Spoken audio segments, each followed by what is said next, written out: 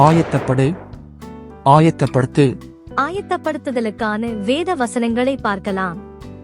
அப்பொழுது இயேசு தம்முடைய சீஷர்களை நோக்கி, ஐசுவரியவான் பரலோக ராஜ்யத்தில் பிரவேசிப்பது அரிதென்று மெய்யாகவே உங்களுக்கு சொல்லுகிறேன்.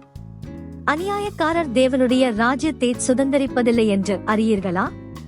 வஞ்சிக்கப்படாதிருங்கள். வேசிமார்க்கத்தாரும் விக்கிரகாராதனைக்காரரும் விபசாரக்காரரும் சுயபுணர்ச்சிக்காரரும் ஆண்புணர்ச்சிக்காரரும் திருடரும் பொருளாசைக்காரரும் வெறியரும் உதாசீனரும் கொள்ளைக்காரரும் தேவனுடைய ராஜ்யத்தை சுதந்தரிப்பதில்லை.